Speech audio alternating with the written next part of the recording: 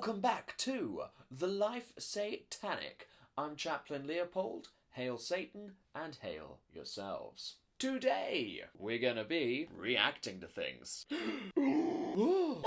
Specifically, we're going to be reacting to Christian tweets mentioning Satan. For this one, I've literally just typed Satan into Twitter and gone for the first ones that come up. But if you can think of any classic tweets that you think need a reaction, then please do send them to me. You can connect with me on Twitter at Leopold_Lewis, link in the description.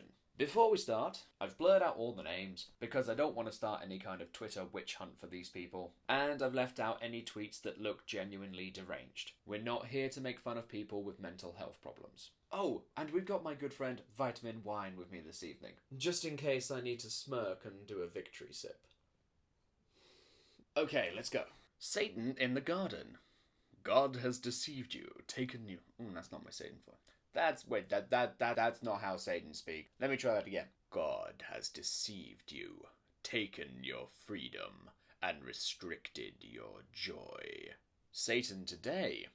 God has deceived you, taken your freedom, and restricted your joy. Satan's deception never changes. I love that this guy is saying that's deception. It's like, that's just, we're pointing out the very factual fact that, yeah, this is what God and religion has done to you. It's like, yeah, guys, God's deceived you. Like, yeah, massively. He's taken your freedom. You haven't got free will. You're very much bound by what you can do, by rules and restrictions. And he's restricted your joy in a myriad of ways by following the ridiculous rules he's laid down. We're not trying to deceive you with this stuff. This is just straight up fact.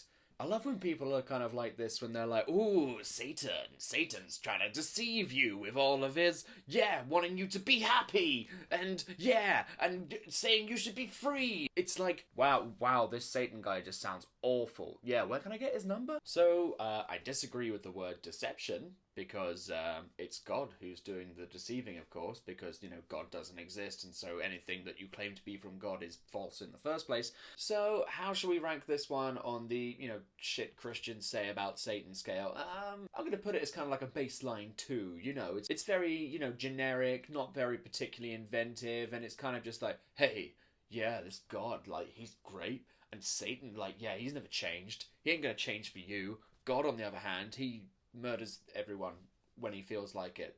So, there's that. Moving on. Right, let's have a look at our second tweet here. Okay. No one is immune from Satan's attacks, but we can be victorious over them. Is this like religious Pokemon? I can kind of see this guy as kind of like the Brock character, sort of standing on the sidelines, and he's kind of like, Ash, no one is immune from Satan's attacks! And then Ash being like, but we can be victorious over them! So in conclusion, turns out the whole religion thing has actually just been a Pokemon battle the whole time. And come Judgment Day, Michael and Satan are just going to have a big old one-on-one battle. And I'm going to stick with Satan because I think Satan has better type coverage than Michael. Argue about that down in the comments. Where are we rating this tweet? I'm gonna say this is kind of like a 1. It's like this is kind of just obvious information. Yeah. No one's immune from Satan's attacks. Great job for being, dull and boring, I guess. Satan wants to distract you from your purpose. He doesn't care so much if you worship him. Well, that's true.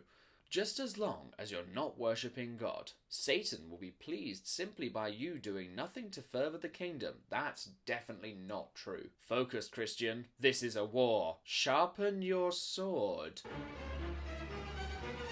Okay, that got violent at the end, didn't it? So yeah, I mean, this is one of the classic worrying things about Christians, is that they get violent very easily when they're talking about their imaginary friends. And it's like, when kids argue about which superhero is the strongest, and then they'll end up actually getting physical and, like, punching each other because they can't debate it by words. Yeah, well, hi, Christians. So, let's just go back over that. So, Satan wants to distract you from your purpose.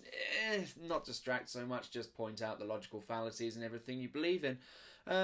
He doesn't care so much if you worship him. That's completely true. Satan doesn't exist, so of course he can't care because he doesn't exist. Just so long as you're not worshipping God. Satan will be pleased simply by you doing nothing to further the kingdom. No. From a Satanist's perspective, though, we do want to embody the rebellious spirit of Lucifer and Satan, the one who stood up to the tyrant god in the first place. So just simply doing nothing is not actually good enough for us. No, we actually have to stand up to it. So you got that a whole bunch of wrong. Good job there, you worrying, violent person. Where's this going on the shit religious people say scale? Well, I'm going to put this at a 4, purely for the violent language alone. Like, can you imagine if it was us who were saying this? You know, imagine, "This is a war, sharpen your sword." like, people would be absolutely incensed and enraged, but when a Christian does it, oh, yeah, of course it's a war, oh, sharpen your sword. Think of all those acts of violence committed in the name of God. Moving on. Imagine your loved ones going into eternity with the knowledge that you could have warned them about hell, but you were too afraid to offend them.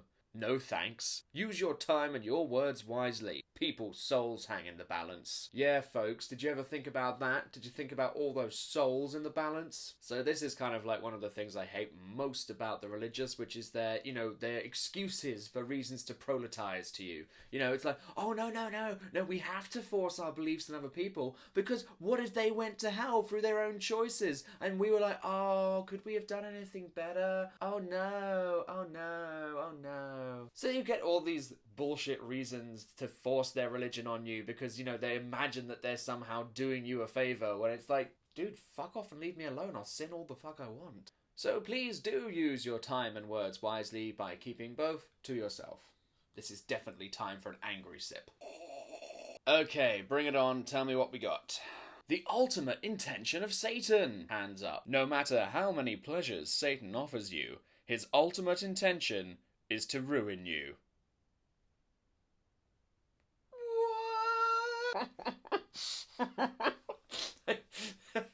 I mean, technically true. Seriosity. Okay. I genuinely just had a 3-minute long laughing fit and I've just managed to recover. So, no matter how many pleasures Satan offers you, his ultimate intention is to ruin you. I see where this person is coming from.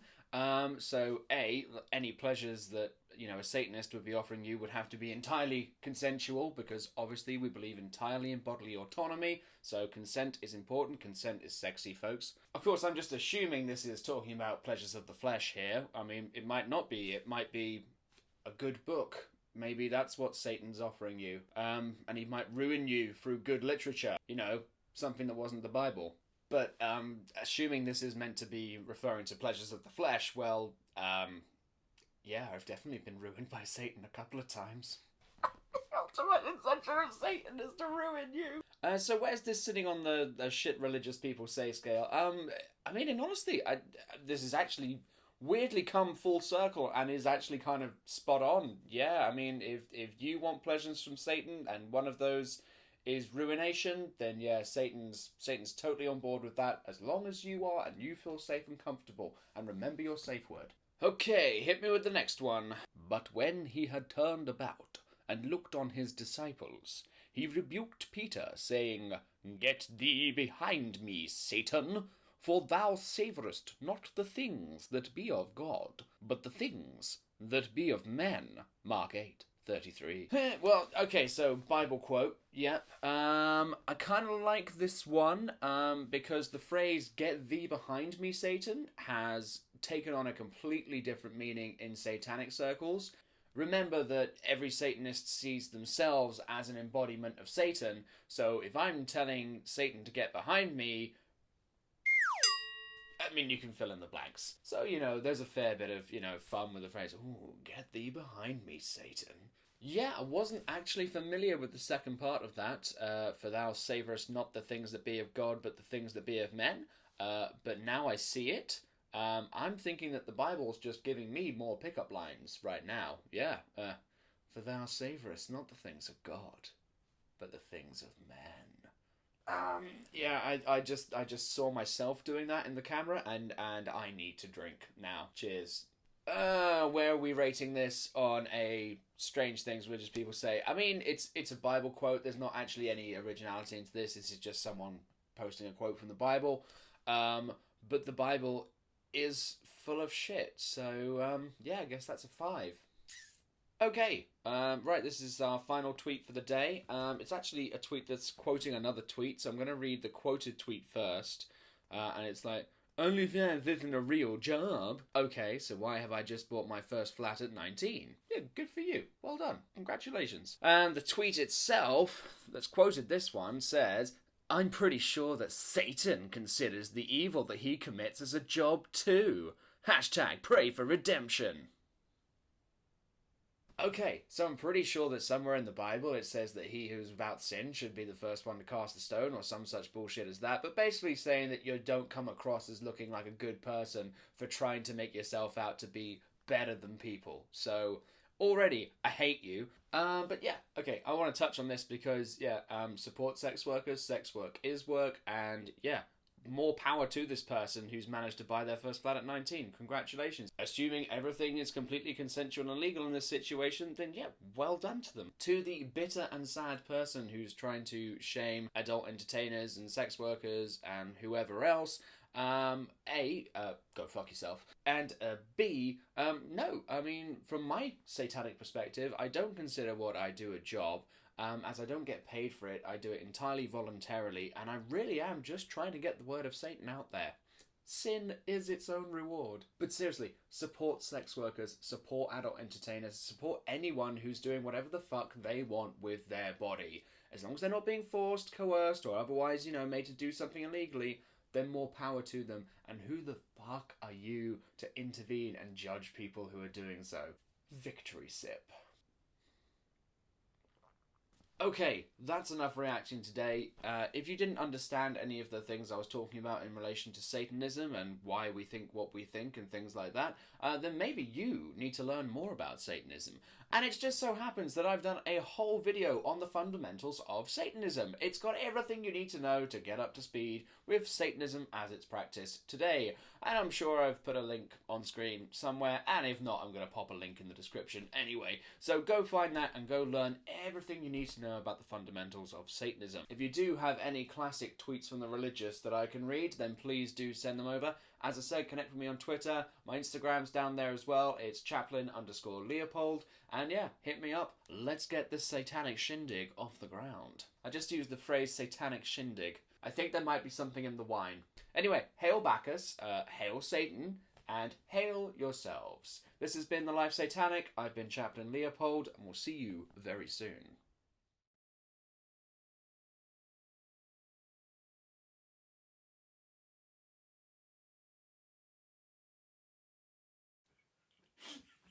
Give me a... ultimate intention of Satan is to ruin you.